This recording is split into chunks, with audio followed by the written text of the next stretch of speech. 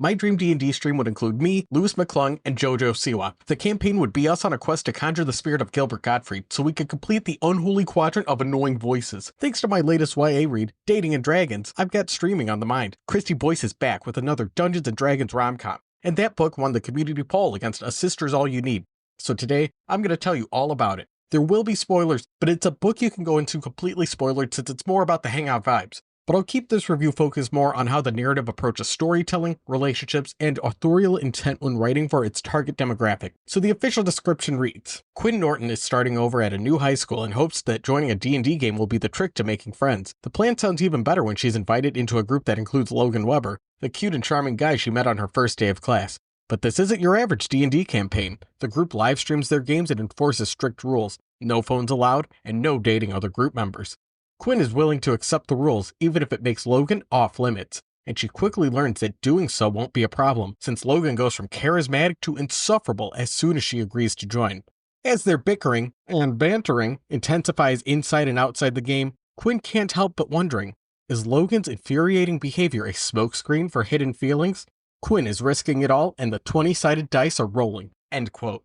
I'll say right away that Kristy Boyce has a real knack for making characters feel very real and crafting cozy lived-in worlds without bogging down the reader with details. There's a scene where the protagonist starts a D&D campaign at the old folks' home. As they're explaining the rules, Janet, who's introduced as wearing an embroidered cat sweater, butts in and asks, "Can I be a cat? I've always wanted to be a cat."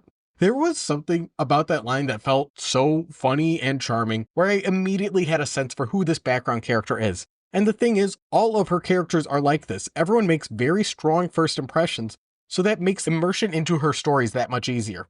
Now, the only unrealistic thing about this book is no one here was drinking Magic Mind. These kids are bopping around school, live streaming, hanging out at diners and eating whole plates of pancakes. Really, no one here wants to take a swig of Magic Mind?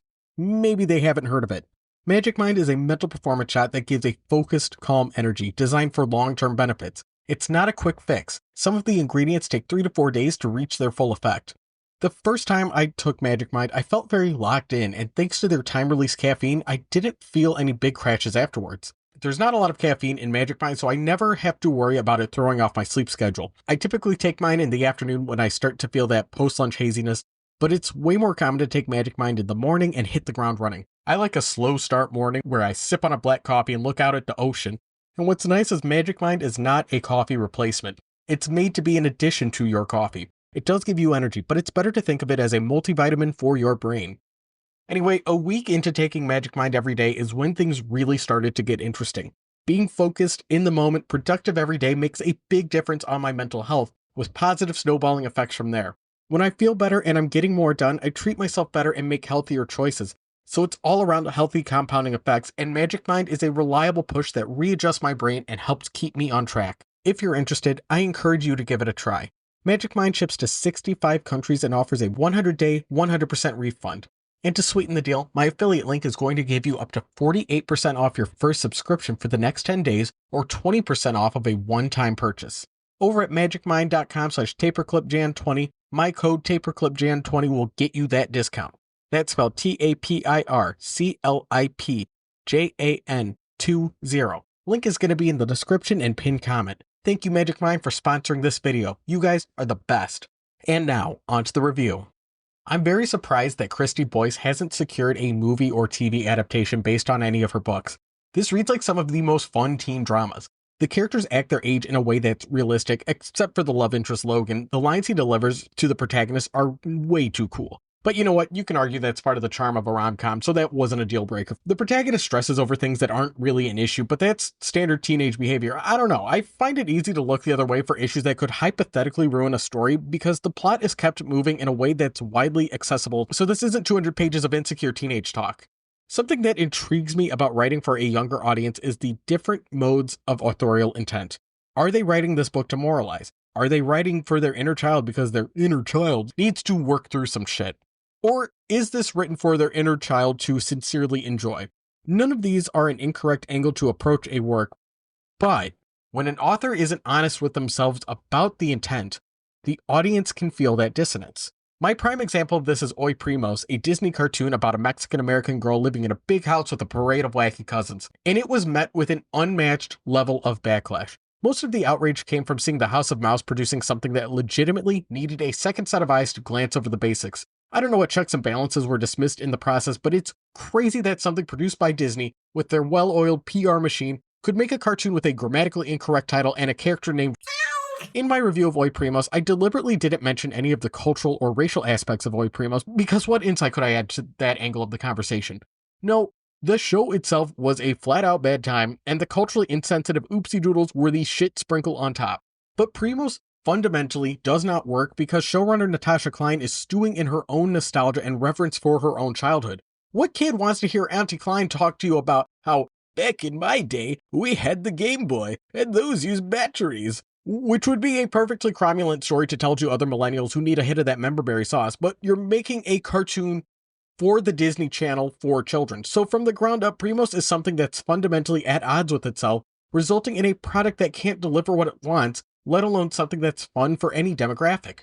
And by the way, I am very strongly of the mindset that authors should write as selfishly as possible. Write the self-indulgent things you want to see. I am approaching this as someone who's deep in the world of manga. Most of my social media usage is websites like Manga Lab and Manga Meets where amateurs post their manga and the only people who can leave comments are manga editors. It is a lot of fun going through there and taking in all of the professional critique. There's a lot of works that look like completely professional manga, but the editors still have notes and won't bring them on to the next step. And oftentimes, when an artist seems ready for serialization, you'll see editors give notes on the little tweaks an artist can make to greater appeal to whatever demographic they're aiming for. These websites will also let you tag your work with, "Please tell me which magazine is suitable for me," with the hopes you'll get an editor telling you where your work belongs and you can study up and build from there.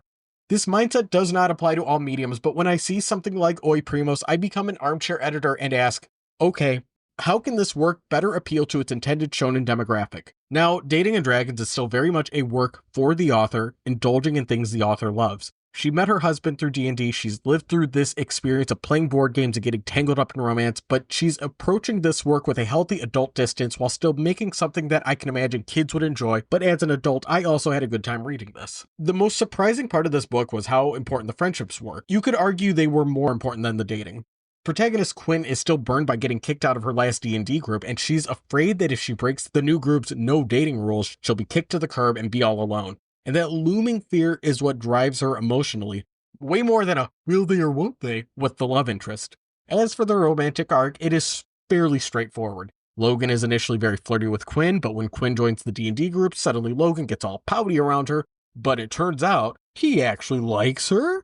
And they debate if they want to cut it off for the sake of the group or come clean, and they eventually come clean. When Quinn finally announces to the group that her and Logan like each other, she tells the group, "I love Logan, but I also love all of you." And that is such a healthy mindset guiding the protagonist. Feeling like your friends are just as important as your boyfriend is such a pleasant message, especially since the two lovebirds were both ready to quit D&D over their relationship. But they don't have to. The group thinks they make a good couple, and they can look the other way for the no dating rule. This is one of the healthiest mindsets for a relationship.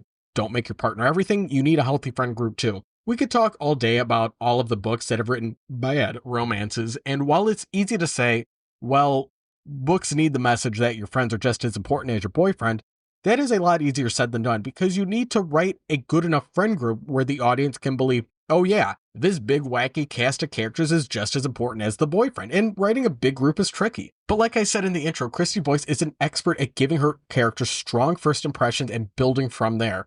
And one of her strongest tools as a writer is how well she understands fashion. I don't mean she's into high fashion, I mean she gives all of her characters very distinct outfits that reflect their personality, but it's all things you could find in the real world. The protagonist wears a lot of bright colors and tons of jewelry and gives big-time Disney sitcom protagonist vibes, but when she describes this, it's always done with great consideration for how the character assembles the outfit.